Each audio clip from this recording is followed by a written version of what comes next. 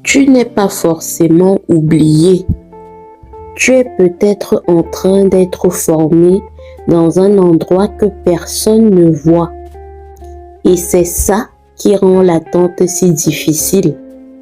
Ce n'est pas seulement que la bénédiction tarde, c'est que pendant qu'elle tarde, tu as l'impression que ta vie, elle, continue de s'épuiser.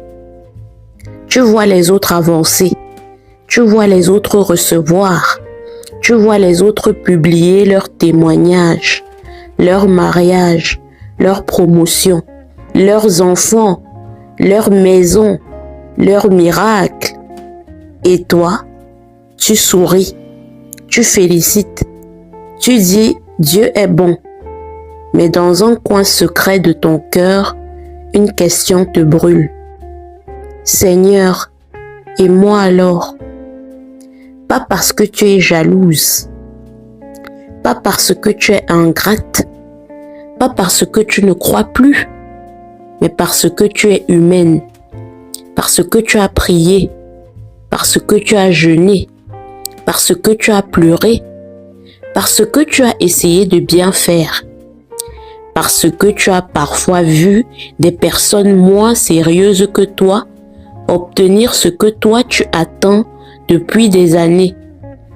Et dans ces moments-là, même les phrases chrétiennes deviennent lourdes. Le temps de Dieu est le meilleur. Oui, tu le sais. Mais quand ton cœur saigne, cette phrase peut ressembler à un pansement posé sur une fracture ouverte. Alors aujourd'hui, on ne va pas rester en surface. On ne va pas faire semblant que l'attente est facile. On ne va pas te dire simplement « patiente, ça va aller ». On va entrer dans la profondeur biblique du délai divin. Parce que parfois, ce que tu appelles un retard est en réalité une protection. Parfois, ce que tu appelles un silence est en réalité une préparation. Parfois, ce que tu appelles une porte fermée est en réalité Dieu qui t'empêche d'entrer dans une saison que ton âme n'est pas encore prête à porter. Mais je veux commencer par une vérité essentielle. Dieu ne retarde pas ta bénédiction pour te punir gratuitement. Dieu n'est pas un père cruel qui regarde ses enfants souffrir avec indifférence. La Bible dit dans Psaume 84, verset 12, « L'Éternel donne la grâce et la gloire. Il ne refuse aucun bien à ceux qui marchent dans l'intégrité. » Donc, si Dieu ne refuse aucun bien, alors, quand quelque chose tarde, il faut parfois se demander, est-ce réellement un bien maintenant? Est-ce le bon moment? Est-ce que je suis prête à porter ce que je demande? Est-ce que ce que j'appelle bénédiction ne deviendrait pas un piège si je le recevais trop tôt? Parce que oui, il existe des bénédictions qui, reçues trop tôt, peuvent détruire une personne. Une relation donnée trop tôt peut devenir une prison. Une promotion donnée trop tôt peut exposer une immaturité. Une visibilité donnée trop tôt peut réveiller l'orgueil. Une opportunité donnée trop tôt peut t'éloigner de Dieu au lieu de t'en rapprocher. Et parfois, Dieu retarde ce que tu veux parce qu'il aime trop ce que tu deviens. La première raison biblique pour laquelle Dieu peut retarder ta bénédiction, c'est qu'il veut d'abord te préparer à la porter. Tout le monde veut recevoir.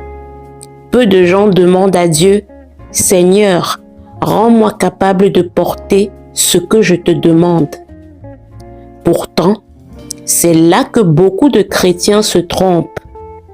Ils prient pour une bénédiction, mais ils ne prient pas pour la capacité de la gérer. Ils demandent une porte ouverte, mais ils n'ont pas encore développé la sagesse, la discipline, l'humilité ou la stabilité émotionnelle nécessaire pour rester debout une fois la porte ouverte. Regarde David. David est un roi alors qu'il est encore jeune. Le prophète Samuel vient, verse de l'huile sur sa tête et la destinée royale est déclarée. Mais David ne monte pas sur le trône le lendemain. Il retourne garder les brebis. Et c'est violent quand on y pense. Dieu te montre une vision. Il confirme un appel. Il fait passer l'huile sur ta tête. Et ensuite, retour au désert. Retour à l'anonymat. Retour aux tâches simples. Retour aux brebis. Retour à un quotidien qui ne ressemble pas du tout à la promesse. Mais le désert de David n'était pas une perte de temps. C'était une école cachée. Dans les champs, David apprend la solitude. Il apprend le courage. Il apprend à protéger ce qui lui est confié. Il affronte le lion et l'ours avant d'affronter Goliath. Autrement dit, Dieu ne l'a pas envoyé directement devant Goliath sans l'avoir formé dans des combats que personne n'avait vus. Et c'est une parole pour quelqu'un. Avant le combat public, il y a souvent des victoires privées. Avant la reconnaissance, il y a souvent une saison où Dieu teste ta fidélité quand personne ne t'applaudit. Avant le trône, il y a les brebis. Avant la plateforme, il y a la chambre secrète. Avant la promesse visible, il y a la formation invisible. Tu veux peut-être que Dieu accélère, mais Dieu est peut-être en train de te rendre solide, parce que ce n'est pas tout de recevoir une bénédiction. Il faut survivre à la bénédiction. Il faut garder son âme quand les choses commencent enfin à marcher. Il faut rester humble quand les gens commencent à t'admirer. Il faut rester pur quand l'argent augmente. Il faut rester fidèle quand les portes s'ouvrent. Il faut rester attaché à Dieu quand tu n'es plus dans la détresse. Beaucoup de gens cherchent Dieu dans le manque, puis ils l'oublient dans l'abondance. Beaucoup crient vers Dieu quand ils sont bloqués, puis ils deviennent distraits quand ils sont exaucés. Et parfois Dieu retarde parce qu'il sait que la version actuelle de toi veut la bénédiction, mais ne saurait pas encore la garder sans se perdre. Joseph aussi a vécu ça. Il reçoit des songes de grandeur. Il voit ses frères se prosterner. Il voit une destinée élevée. Mais après le rêve, il ne reçoit pas un palais. Il reçoit une trahison. Il reçoit une citerne. Il reçoit l'esclavage. Il reçoit une fausse accusation. Il reçoit une prison. Et pendant des années, rien ne ressemble à la promesse. Mais la prison de Joseph n'a pas détruit sa destinée. Elle a formé son caractère. Elle a travaillé son discernement. Elle a purifié son cœur. Elle lui a appris à servir même quand il était oublié. Elle lui a appris à interpréter les rêves des autres alors que son propre rêve semblait enterré. Ça, c'est une maturité rare. Être capable d'aider les autres à avancer pendant que toi-même tu attends encore. Être capable de bénir quelqu'un pendant que toi-même tu cries encore à Dieu. Être capable de garder un cœur tendre alors que la vie t'a donné des raisons de devenir amer. Et quand Joseph arrive enfin devant Pharaon, il n'est plus seulement un rêveur, il est devenu un homme de sagesse, de gestion, de stratégie, de maîtrise de soi.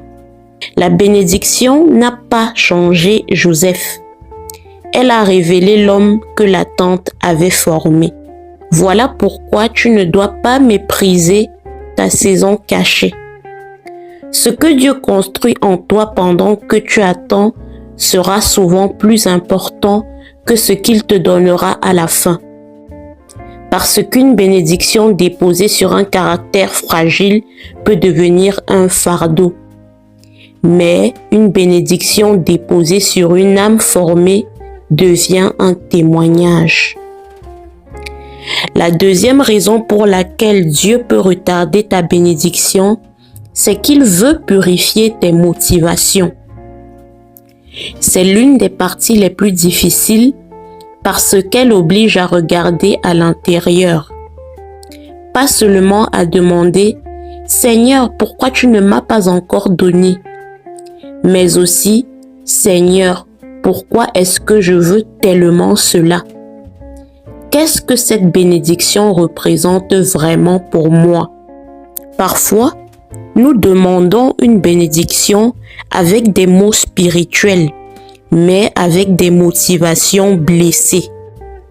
Nous disons « Seigneur, donne-moi cette réussite pour ta gloire ». Mais au fond, nous voulons prouver à ceux qui nous ont humiliés qu'ils avaient tort. Nous disons « Seigneur, donne-moi un mariage ». Mais au fond, nous voulons guérir une insécurité, prouver notre valeur, éviter la solitude, montrer aux autres que nous aussi, on a été choisis. Nous disons « Seigneur, ouvre cette porte ». Mais au fond, nous voulons fuir une saison au lieu de la traverser avec lui. Dieu ne se laisse pas manipuler par le langage religieux. Il voit le cœur. Il voit les désirs visibles et les blessures cachées. Il voit la prière que tu prononces, mais il voit également la peur qui se cache derrière. Il voit la demande, mais il voit aussi l'idole potentielle. Une idole, ce n'est pas seulement une statue devant laquelle on se prosterne. Une idole, c'est tout ce qui prend dans ton cœur la place que Dieu seul devrait occuper. C'est quand tu commences à penser « Si je n'ai pas cela, ma vie n'a pas de valeur. Si je ne me marie pas, je suis incomplète. Si je n'obtiens pas ce poste, je suis un échec. Si cette personne ne m'aime pas, je ne suis pas digne d'être aimé. Si cette porte ne s'ouvre pas, alors Dieu ne m'aime pas. » Et Dieu, dans son amour, ne veut pas te donner quelque chose qui va devenir ton maître. Il ne veut pas te donner une bénédiction qui va prendre sa place. Il ne veut pas te donner une relation qui va remplacer sa présence. Il ne veut pas te donner une réussite qui va devenir ton identité. Il ne veut pas te donner une plateforme qui va nourrir ton ego, mais vider ton âme. Dans Deutéronome chapitre 8, Dieu explique au peuple d'Israël pourquoi il l'a conduit dans le désert. Il dit qu'il l'a humilié, qu'il l'a éprouvé afin de connaître les dispositions de son cœur et afin de lui apprendre que l'homme ne vit pas de pain seulement, mais de tout ce qui sort de la bouche de l'Éternel. C'est puissant. Le désert révèle ce que le confort cache. L'attente révèle ce que l'abondance peut masquer. Le délai montre parfois si tu veux Dieu ou seulement ce que Dieu peut donner. Parce que quand Dieu te fait attendre, certaines vérités remontent à la surface. Ton impatience remonte. Ton besoin de contrôle remonte. Ta comparaison remonte. Ta colère remonte. Ta peur de ne jamais être choisi remonte. Ton sentiment d'injustice remonte.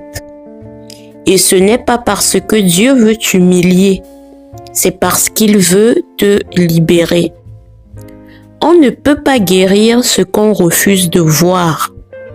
On ne peut pas déposer à l'autel ce qu'on continue d'appeler juste un désir normal. Oui, certains désirs sont légitimes. Le désir de construire une famille peut être légitime. Le désir de réussir peut être légitime. Le désir d'avoir une stabilité financière peut être légitime. Le désir d'être aimé peut être légitime. Mais même un désir légitime peut devenir dangereux s'il devient plus grand que Dieu dans ton cœur. C'est pour ça que parfois, Dieu retarde, non pas parce que la bénédiction est mauvaise, mais parce que ton cœur est encore trop attaché à ce que cette bénédiction est censée réparer. Et voici une question qui peut faire mal, mais qui peut aussi te libérer. Si Dieu te disait aujourd'hui, je te donnerai cette bénédiction, mais pas maintenant, est-ce que tu continuerais à l'aimer? Est-ce que tu continuerais à le servir? Est-ce que tu continuerais à croire qu'il est bon? Ou est-ce que ton amour pour Dieu dépend secrètement du calendrier de tes exaucements? Ce n'est pas une question pour te condamner. C'est une question pour te ramener au centre. Parce que la vraie paix commence quand tu peux dire « Seigneur, je désire cette bénédiction, mais je refuse qu'elle devienne mon Dieu. Je la veux, mais je te veux encore plus qu'elle. Je l'attends, mais je ne vais pas mourir spirituellement parce qu'elle n'est pas encore là. Mon identité n'est pas suspendue à cette réponse. Ma valeur n'est pas prisonnière de ce délai. Tu es mon Dieu avant l'exaucement, pendant l'attente et après la bénédiction. Et souvent, quand Dieu purifie les motivations, il ne retire pas le désir. Il retire l'esclavage autour du désir. Tu continues de vouloir, mais tu ne mendis plus ton identité auprès de ce que tu veux. Tu continues d'espérer, mais tu ne t'effondres plus à chaque retard. Tu continues de prier, mais tu ne traites plus Dieu comme un distributeur de miracles. Tu deviens libre. La troisième raison biblique pour laquelle Dieu peut retarder ta bénédiction, c'est qu'il te protège de quelque chose que tu ne vois pas encore. C'est peut-être l'une des raisons les plus difficiles à accepter, parce que nous jugeons souvent une porte uniquement à partir de ce qu'elle promet. Nous voyons l'apparence de la bénédiction. Dieu voit les conséquences. Nous voyons l'entrée, Dieu voit la sortie. Nous voyons le début d'une relation, Dieu voit ce que cette relation deviendrait dans 5 ans. Nous voyons une opportunité brillante. Dieu voit les compromis cachés qui viendraient avec. Nous voyons une accélération. Dieu voit l'accident spirituel qui pourrait arriver si nous allons trop vite. Dans Exode chapitre 23, versets 29 et 30, Dieu dit au peuple d'Israël qu'il ne chassera pas leurs ennemis en une seule année, de peur que le pays ne devienne un désert et que les bêtes des champs ne se multiplient contre eux. Puis il dit, je les chasserai peu à peu loin de ta face, jusqu'à ce que tu augmentes en nombre et que tu puisses prendre possession du pays. Ce passage est extraordinaire. Dieu dit en substance, je pourrais tout faire d'un coup, mais si je le fais trop vite, ce que je te donne pourrait se retourner contre toi. Le peu à peu de Dieu n'est pas toujours un manque de puissance. C'est parfois une stratégie de protection. Parfois, on veut souvent que Dieu fasse tout immédiatement. Mais Dieu sait que certaines bénédictions doivent être progressives parce que notre capacité doit grandir en même temps que notre territoire. Si le territoire augmente plus vite que la maturité, le territoire devient dangereux. Si la visibilité augmente plus vite que l'identité, la visibilité devient toxique. Si les responsabilités augmentent plus vite que la stabilité intérieure, la responsabilité devient écrasante. Tu as peut-être prié pour que Dieu ouvre une grande porte, mais Dieu t'en ouvre une petite. Et tu te dis, Seigneur, ce n'est pas ce que j'avais demandé. Mais Dieu te répond peut-être, je sais, mais c'est ce que tu peux porter maintenant. Sois fidèle ici, grandis ici, apprends ici. Je ne t'ai pas oublié, je t'augmente peu à peu. Parfois, Dieu te protège aussi d'une personne. Tu voulais que cette relation avance, mais elle s'est bloquée. Tu voulais que cette personne te choisisse, mais elle s'est éloignée.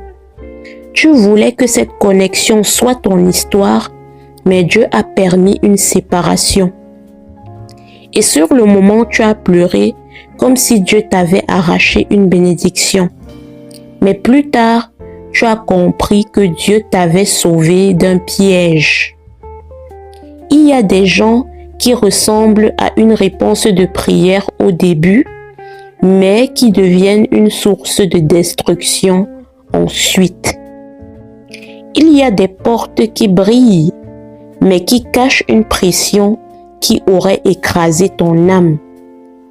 Il y a des opportunités qui semblent divines, mais qui auraient exigé que tu négocies tes valeurs, ta paix, ta dignité et ta foi.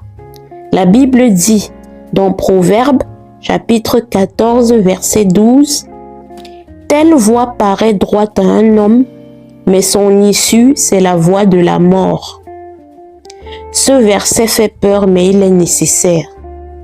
Parce que tout ce qui paraît bon n'est pas forcément Dieu. Tout ce qui est attirant n'est pas forcément destiné. Tout ce qui arrive vite n'est pas forcément une bénédiction. Et tout ce qui tarde n'est pas forcément une malédiction. Dieu peut retarder parce qu'il voit une dimension que tu ne vois pas. Il voit le caractère de cette personne. Il voit les intentions cachées. Il voit les conséquences d'une décision. Il voit l'état de ton cœur. Il voit les batailles invisibles. Il voit les pièges que ton émotion ne veut pas voir. Et parfois, le plus grand acte d'amour de Dieu, c'est de ne pas te donner ce que tu as supplié d'avoir. Parce que tu priais avec ton désir, mais Dieu répondait avec sa sagesse. Tu priais depuis ta douleur, mais Dieu répondait depuis l'éternité. Tu priais pour être soulagé maintenant, mais Dieu travaillait pour que tu ne sois pas détruite plus tard. C'est pour ça qu'il faut apprendre à remercier Dieu aussi pour les portes qu'il a fermées, pas seulement pour les portes ouvertes. Certaines portes fermées t'ont évité une alliance toxique. Certaines portes fermées t'ont évité une humiliation publique. Certaines portes fermées t'ont évité une compromission. Certaines portes fermées t'ont évité de construire ta vie sur une base instable. Et je sais que c'est dur à entendre quand on est encore dans la douleur. Mais un jour, tu vas regarder peut-être en arrière et tu vas te dire, « Seigneur, merci de ne pas m'avoir donné ce que je voulais quand je le voulais. Merci de m'avoir bloqué quand je voulais forcer. Merci de m'avoir protégé quand je pensais que tu m'abandonnais. La quatrième raison pour laquelle Dieu peut retarder ta bénédiction, c'est qu'il est en train d'aligner des choses que tu ne peux pas contrôler. On a tendance à croire que si rien ne bouge devant nous, rien ne bouge du tout. Mais la Bible nous montre constamment que Dieu travaille en coulisses. Pendant que Ruth glane dans un champ sans savoir comment sa vie va changer, Dieu l'oriente vers le champ de Boaz. Pendant qu'Esther vit au palais, Dieu prépare une position stratégique pour sauver son peuple. Pendant que Joseph est en prison, Dieu prépare le rêve de Pharaon.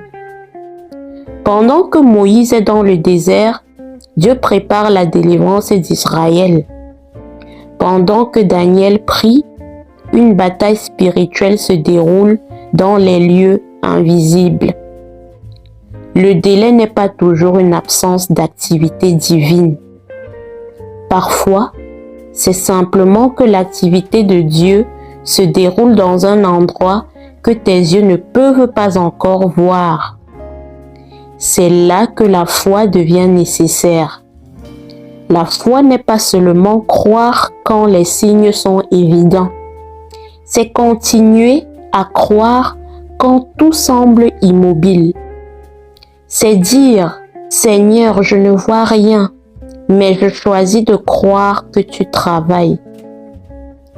C'est refuser de conclure que Dieu est absent simplement parce que tu n'as pas encore de preuves visibles. Dans Daniel chapitre 10, Daniel prie et jeûne pendant 21 jours. Quand l'ange arrive enfin, il lui explique que dès le premier jour où Daniel a disposé son cœur à comprendre et à s'humilier devant Dieu, ses paroles ont été entendues. Dès le premier jour. Mais la réponse a été retardée à cause d'une opposition spirituelle. Ce passage nous rappelle une chose. Parfois, le ciel a entendu avant que la terre ne voie. Parfois, la réponse a été déclenchée avant que tu n'en vois la manifestation.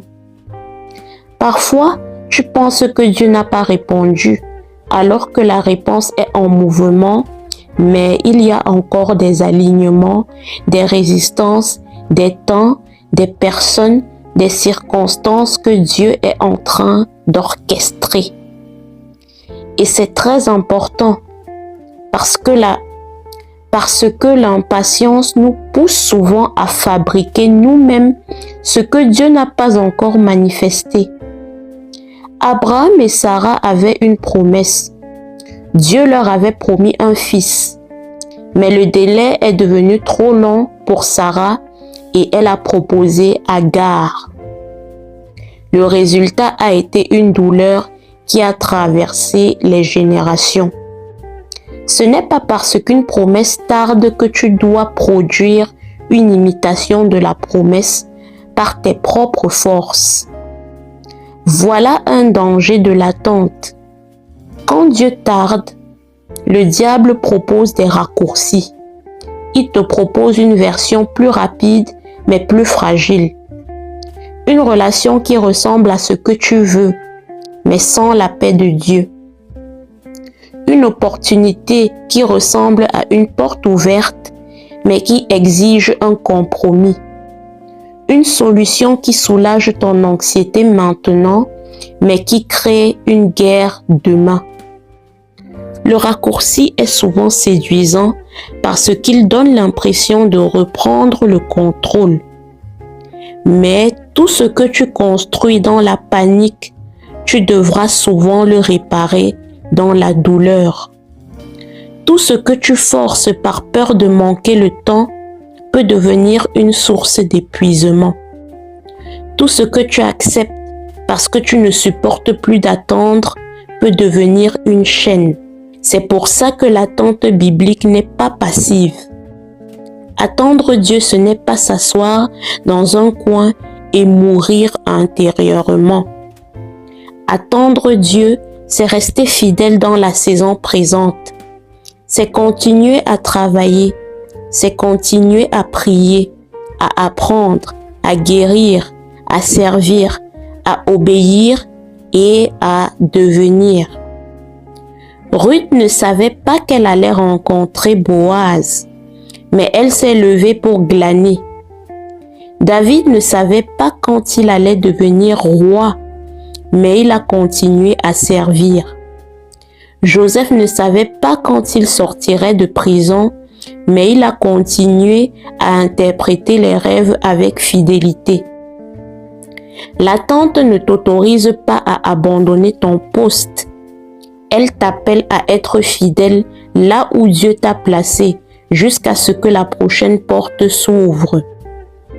Dieu peut être en train de préparer une personne, de déplacer une circonstance, de fermer une mauvaise route, d'ouvrir une connexion, de guérir une blessure, de former une compétence, de t'éloigner d'un piège, de réorganiser un environnement.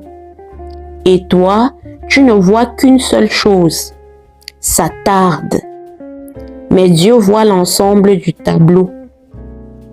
La cinquième et dernière raison biblique pour laquelle Dieu peut retarder ta bénédiction, c'est qu'il veut que sa gloire soit évidente et non confondue avec tes capacités. C'est peut-être la raison la plus mystérieuse, mais aussi l'une des plus puissantes. Parfois, Dieu attend que la situation devienne humainement impossible pour que personne ne puisse dire « c'est grâce à toi seulement ». C'est parce que tu avais les bons contacts. C'est parce que c'était facile. C'est parce que la porte était déjà ouverte. Non. Dieu attend parfois que les calculs humains soient épuisés pour manifester une réponse qui porte clairement sa signature. Regarde Abraham et Sarah par exemple. Dieu promet un enfant, mais l'enfant ne vient pas immédiatement. Les années passent, le corps vieillit, les possibilités naturelles diminuent. Et plus le temps passe, plus la promesse devient impossible selon la logique humaine.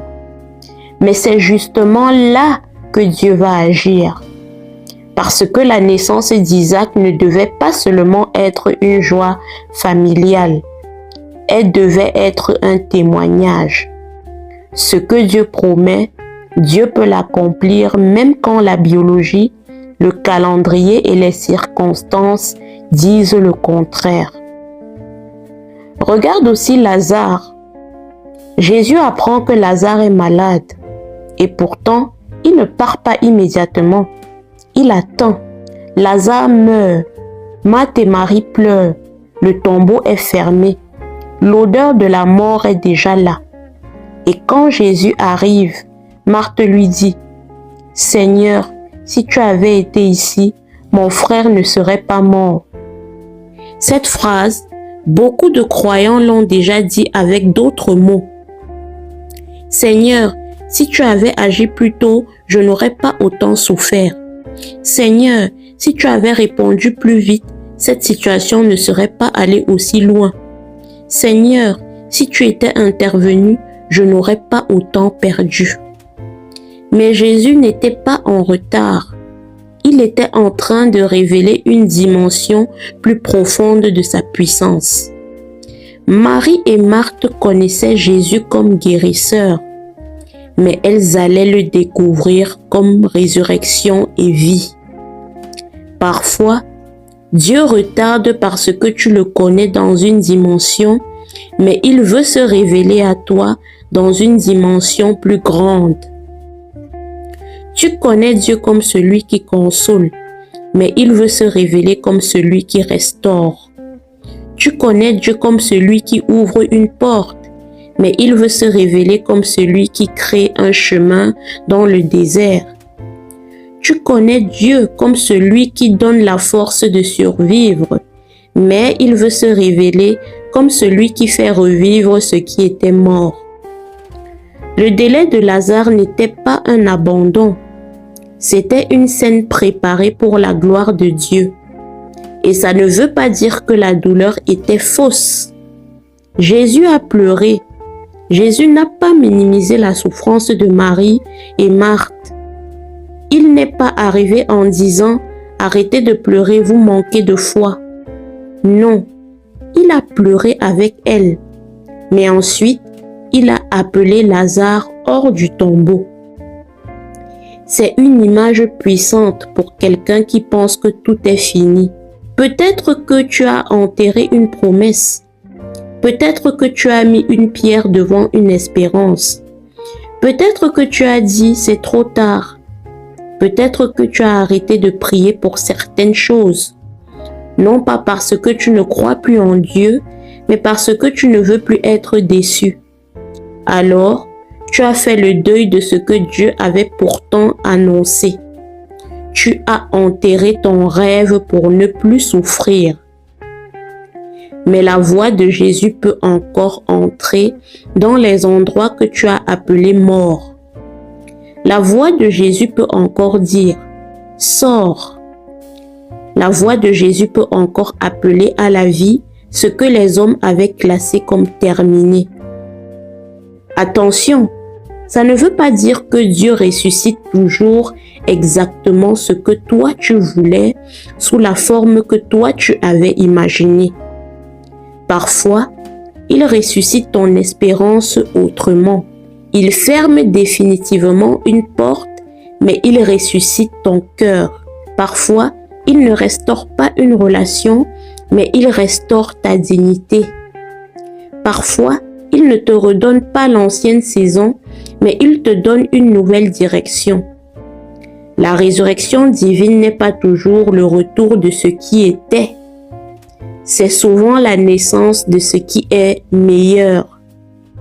Mais dans tous les cas, quand Dieu agit après un délai, sa gloire devient évidente. Tu sais que ce n'était pas juste la chance. Tu sais que ce n'était pas juste toi. Tu sais que ce n'était pas juste le hasard. Tu sais que Dieu a mis sa main. Et c'est peut-être pour ça que ta bénédiction tarde. Dieu veut écrire une histoire qui ne pourra pas être expliquée sans lui. Maintenant, il faut que je dise quelque chose de très important. Tout délai n'est pas forcément un délai divin. Parfois, nous retardons nous-mêmes certaines bénédictions par nos mauvais choix. Notre désobéissance, notre peur, notre manque de discipline, nos mauvaises alliances, notre refus de guérir, notre attachement à ce que Dieu nous a demandé de quitter. Il ne faut pas spiritualiser tout blocage. Parfois, Dieu a parlé, mais nous négocions encore. Parfois, Dieu a déjà montré une porte, mais nous restons assis devant l'ancienne. Parfois, nous demandons à Dieu d'ouvrir le futur pendant que nous refusons de lâcher le passé. Donc, la vraie question n'est pas seulement « Pourquoi Dieu retarde ma bénédiction ?» La vraie question est aussi « Seigneur, est-ce que c'est toi qui me fais attendre ou est-ce que c'est moi qui tarde à obéir ?» Parce qu'il y a une différence entre attendre Dieu et retarder sa propre délivrance. Attendre Dieu produit la paix, même au milieu des larmes. Fuir l'obéissance produit une agitation intérieure. Attendre Dieu te forme, désobéir t'épuise. Attendre Dieu t'aligne, rester dans une situation que Dieu t'a demandé de quitter te vide. C'est pour ça qu'il faut demander le discernement, pas seulement la patience. Le discernement pour savoir quand attendre et quand agir, quand prier et quand bouger, quand rester et quand partir, quand insister et quand lâcher, quand une porte fermée est une attaque à combattre et quand c'est une protection à respecter. Mais si après avoir prié, après avoir examiné ton cœur, après avoir demandé conseil, Après avoir obéi à ce que tu savais déjà faire, tu te retrouves encore dans l'attente. Alors écoute-moi bien. Ne confonds pas délai et rejet. Dieu ne t'a pas rejeté parce que ça prend plus de temps. Dieu ne t'a pas oublié parce que tu n'as pas encore le témoignage que tu espérais. Dieu ne t'aime pas moins parce que d'autres semblent avancer plus vite. La vitesse des autres n'est pas la mesure de l'amour de Dieu pour toi. C'est très important parce que la comparaison transforme l'attente en torture.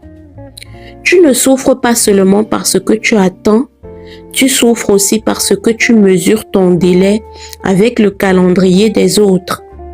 Tu regardes leur âge, leur couple, leur réussite, leur maison, leur ministère, leur stabilité et tu te dis « je suis en retard ».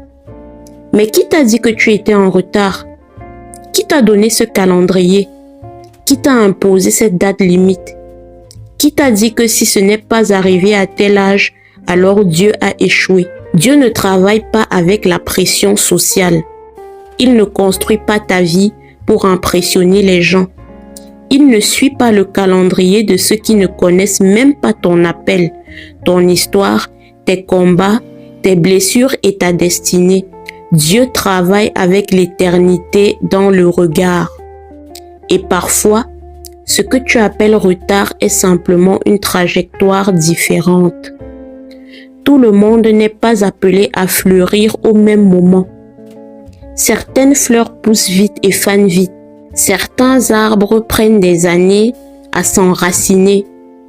Mais quand ils grandissent, ils résistent aux tempêtes.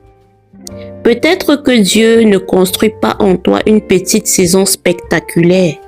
Peut-être qu'il construit une vie enracinée. Alors, qu'est-ce qu'il faut faire pendant que la bénédiction tarde? Premièrement, il faut continuer d'obéir dans ce qui est déjà clair. Ne mets pas toute ta vie en pause parce qu'une prière n'a pas encore été exaucée. L'attente d'une chose ne doit pas devenir l'arrêt de tout. Tu peux attendre une bénédiction et continuer à vivre. Tu peux attendre une réponse et continuer à servir. Tu peux attendre une porte et continuer à te former. Tu peux attendre un mariage et continuer à devenir une femme solide, joyeuse, entière. Tu peux attendre une promotion et continuer à développer ton excellence. Tu peux attendre une restauration et continuer à guérir. Deuxièmement, surveille ton cœur. L'attente peut produire deux choses, soit la maturité, soit l'amertume. Et souvent, la différence se joue dans ce que tu laisses entrer dans tes pensées. Si tu nourris ton cœur de comparaison, de suspicion envers Dieu, de colère silencieuse, de jalousie, tu vas sortir de l'attente plus dure qu'avant. Mais si tu laisses Dieu travailler en toi, si tu lui donnes accès à tes frustrations, à tes larmes, à tes questions, à tes peurs, tu peux sortir de cette saison plus profonde, plus sage et plus libre. Troisièmement, ne fabrique pas Ismaël parce que Isaac tarde. Ne crée pas une fausse réponse pour calmer ton anxiété. Ne te jette pas dans une relation par peur de finir seul. Ne signe pas un compromis parce que tu as peur de manquer une opportunité. Ne retourne pas vers ce que Dieu t'a demandé clairement de quitter parce que le futur n'est pas encore clair. Ce que Dieu promet, il n'a pas besoin que tu le reproduises dans la panique. Quatrièmement, apprends à reconnaître les petites bénédictions pendant que tu attends la grande. Parfois, nous sommes tellement focalisés sur ce que Dieu n'a pas encore fait que nous devenons aveugles à ce qu'il a déjà fait. Tu attends une grande porte, mais Dieu t'a donné une paix nouvelle. Tu attends un miracle visible, mais Dieu t'a délivré d'une dépendance intérieure. Tu attends une relation, mais Dieu t'apprend enfin à t'aimer sainement. Tu attends une promotion, mais Dieu te donne une sagesse que tu n'avais pas avant. Ne méprise pas les signes discrets de la fidélité de Dieu. Ce serait un péché. Cinquièmement, garde une parole de foi dans ta bouche. Pas une parole fausse, pas une parole qui nie la douleur, mais une parole qui refuse de donner le dernier mot au désespoir. Tu peux dire, « Seigneur, c'est difficile, mais je crois que tu es fidèle. » Tu peux dire, « Je ne comprends pas encore, mais je refuse de croire que tu m'as abandonné. » Tu peux dire, « Je pleure, mais je ne lâche pas ta main. » Tu peux dire, « Même si ça tarde, je vais rester fidèle. » Habakkuk chapitre 2, verset 3 dit, « Car c'est une prophétie dont le temps est déjà fixé. Elle marche vers son terme et elle ne mentira pas. Si elle tarde, attends-la, car elle s'accomplira certainement. » Ce verset ne dit pas que la vision ne tardera jamais. Il dit, si elle tarde, attends-la. Pourquoi? Parce qu'elle marche vers son terme. Même quand toi tu as l'impression que rien ne bouge, la vision marche. Même quand tu es fatigué, la promesse marche. Même quand tu ne vois pas encore, Dieu n'a pas perdu le contrôle. Mais attendre ne veut pas dire nier la douleur. Tu as le droit de dire à Dieu que tu es fatigué. Tu as le droit de pleurer. Tu as le droit de poser des questions. Les psaumes sont remplis de cris, de larmes, de « Jusqu'à quand, Seigneur ?» La foi biblique n'est pas une foi qui fait semblant. Ce n'est pas une foi hypocrite. C'est une foi qui vient à Dieu avec toute sa vérité, mais qui refuse de partir loin de lui. Alors oui, peut-être que ta bénédiction tarde à venir. Peut-être que la porte n'est pas encore ouverte. Peut-être que la promesse semble longue. Peut-être que tu as l'impression d'être dans une salle d'attente spirituelle pendant que d'autres personnes passent devant toi. Mais écoute ceci, une salle d'attente n'est pas une tombe. Ce n'est pas parce que tu attends que tu es morte. Ce n'est pas parce que Dieu travaille lentement qu'il travaille mal. Ce n'est pas parce que tu ne vois rien que rien ne se prépare.